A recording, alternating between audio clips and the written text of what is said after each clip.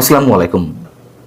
সরকারের অন্যতম প্রভাবশালী উপদেষ্টা আসিফ মাহমুদ সজীব ভুঁইয়াকে নিয়ে কাহিনীর যেন শেষ নেই। একের পর এক গুরুতর অভিযোগ, নানান ধরনের গল্প আমাদের সামনে এসে উপস্থিত হচ্ছে এবং নির্দ্বিধায় এটুকু বলা যায় যে তার বিরুদ্ধে আরো অসংখ্য গুরুতর অভিযোগ আমাদের সামনে আসবে। এটুকু চোখ বন্ধ করে বলে দেওয়া যায়। মন্ত্রী পদমর্যাদার একজন ব্যক্তি হওয়া সত্ত্বেও সরাসরি চাঁদাবাজির সঙ্গে তার জড়িত থাকার অভিযোগ, তার মন্ত্রণালয়ের দুর্নীতি, ক্ষমতার অপব্যবহার, এলাকায় তার বাবার যে ক্ষমতার দাপটের অভিযোগ, অস্ত্রের লাইসেন্স, হাঁসের মাংস খেতে নীলা মার্কেটে যাওয়া, এমন সব গুরুতর অভিযোগের সঙ্গে আরেকটি অভিযোগ তো রয়েছে যে অন্তর্বর্তী সরকারের উপদেষ্টা পদে থেকেও যে কিংস পার্টি এনসিপিকে সার্বিক দিক থেকে সহযোগিতা করা। এগুলো তো পুরনো অভিযোগ। নতুন যে ভয়ানক তথ্য আমাদের সামনে এসেছে, সরকারের একটি প্রকল্প থেকেই তার ক্ষমতার অপব্যবহারের মাধ্যমে একবারে 1200 কোটি টাকা বাড়িয়ে নেওয়া হলো তার একার সিদ্ধান্তে।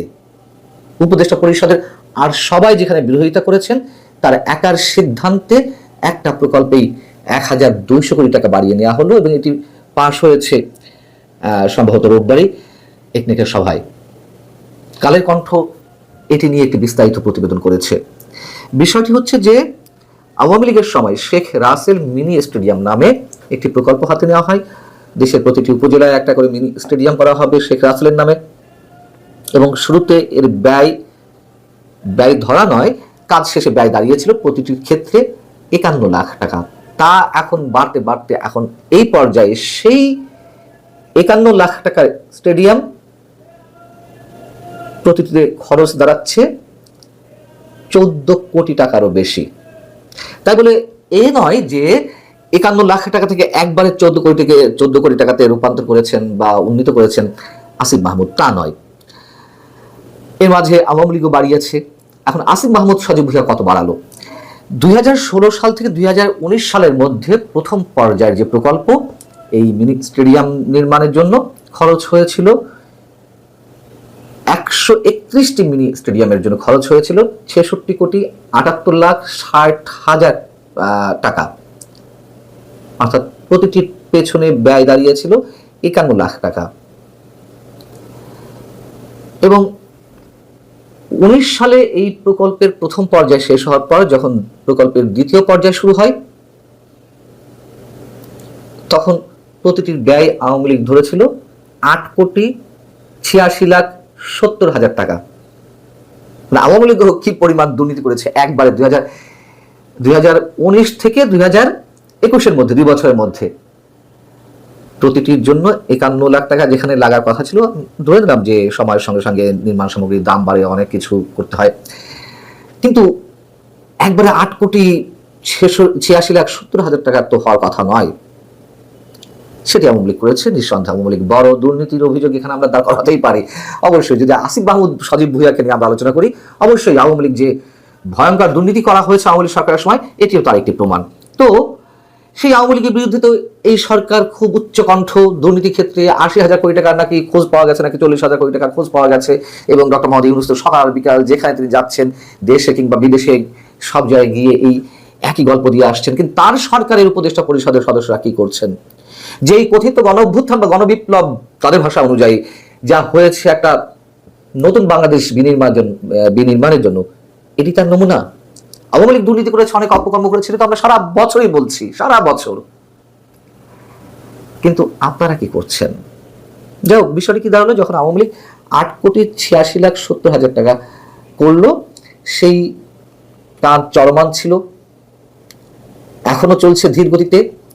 তো আসিফ মাহমুদ সজীব ভুঁইয়া কি করলেন? সেই 8,86,70,000 টাকার ব্যয়ের মানে প্রতিটির যে ব্যয় হওয়ার কথা, সেখান থেকে তিনি বাড়িয়ে দিলেন একেবারে রাতারাতি দ্বিগুণ। 8,86,00,000 থেকে সেটি দাঁড় করালেন 14 কোটিতে প্রতিটি নির্মাণ ব্যয়। এবং এর সঙ্গে সংশ্লিষ্ট একাধিক কর্মকর্তা কালে কণ্ঠকে জানিয়েছেন যে মিনি স্টেডিয়াম প্রকল্পে অস্বাভাবিক ব্যয় বাড়ার কারণে উপদেষ্টা পরিষদের আর সবাই এটি অনুমোদনের বিপক্ষে ছিলেন।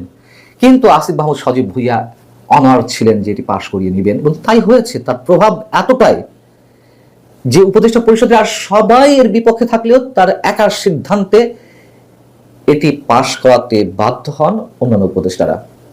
এমনকি আরো জানাই আপনাদের যে কমিশন ব্যয় কিছুটা কমানোর পক্ষে ছিল, অনুরোধ করেছিল যে একটু সংশোধন করা হোক, ব্যয় খানিকটা কম ধরা হোক। তাও হবে না, যা বলা হয়েছে, যা করা হয়েছে তাই করতেই হবে। যুব ক্রীড়া মন্ত্রণালয়ের কাজ, সেটিও তার অধীনে। তাহলে মোট কতটি স্টেডিয়ামের জন্য 1200 কোটি টাকা বাড়ানো হলো? আওয়ামী লীগের সময় সিদ্ধান্ত নেওয়া হয়েছিল যে 186টি উপজেলায় 186টি মিনি স্টেডিয়াম করা হবে শেখ রাসেলের নামে। শেখ রাসেল নাম বাদ দেওয়া হয়েছে এবং আমরা জানি আওয়ামী লীগ যা যা করেছে সব উল্টা পাল্টা করে দেওয়া হচ্ছে। শুধুমাত্র যেগুলোতে এখন খাওয়া দাওয়ার সুযোগ আছে, লুটপাটের সুযোগ আছে, সেগুলো রাখা হচ্ছে এবং তারই অংশ হিসেবে 186টি স্টেডিয়ামের জায়গায় সেটি আবার বাড়িয়ে নেওয়া হলো যে না 201টি করতে হবে। ভালো কথা, 201টি স্টেডিয়ামের মধ্যে আওয়ামী লীগের সময় সম্পন্ন হয়েছে 131টি, বাকি থেকে 70টি। কিছু কিছু কাজ চলমান, খুব ধীর গতিতে চলছে। তো মাত্র 70টি, মাত্র বলে আর বেশি বলে, যাই হোক, মোট 70টি স্টেডিয়ামের জন্য 1200 কোটি টাকা তিনি বাড়িয়ে নিয়েছেন। এখন এই মন্ত্রণালয়ের বা এই প্রকল্পের সঙ্গে যারা জড়িত তারা বলছেন না, আগে তো ভূমি অধিগ্রহণের কোনো বিষয় ছিল না ওই সব স্টেডিয়াম করার ক্ষেত্রে, বা নির্মাণ সামগ্রীর দাম বেড়েছে, এসব অভিযোগ, এইসব অভিযোগ আমরা সবসময় শুনি। আর কিছু কারণ থাকতেও পারে, তাই বলে 6 কোটি থেকে 8 কোটি থেকে সরাসরি 14 কোটি মাত্র 2 বছরের ব্যবধানে, আমাদের কি বা বলা থাকতে পারে? এদিকে আমাদের স্বরাষ্ট্র উপদেষ্টার কাছে সাংবাদিকদের প্রশ্ন ছিল যে চাঁদাবাজদের বিরুদ্ধে কি ধরনের ব্যবস্থা নেওয়া হচ্ছে বা কি করা হবে। গতানুগতিক মুখস্থ কথা তিনি বলে ফেললেন বুক ফুলিয়ে উচ্চ কণ্ঠে, চাঁদাবাজ যেই হোক না কেন তার বিরুদ্ধে কঠিন ব্যবস্থা নেওয়া হবে। যখন সাংবাদিকরা জিজ্ঞেস করলেন যে সরকারি উপদেষ্টা আসিফ মাহমুদ সজীব ভুঁইয়ার বিরুদ্ধে যে চাঁদাবাজির অভিযোগ উঠেছে সেটি বিষয়ে কি করা হবে, সাথে সাথে চুপ, একেবারে মুখে উলুপ এঁটে দিলেন। তিনি কোনো মন্তব্যই করলেন না, মন্তব্য করতে রাজি হলেন না। অন্তত বলতেন হ্যাঁ অভিযোগ যখন উঠেছে তদন্ত হোক, দেখা যাবে, তাও বললেন না। আসিফ মাহমুদ বলে কথা, শব্দটি উচ্চারণ করা যাবে না। ভালো থাকুন সবাই, আল্লাহ হাফেজ।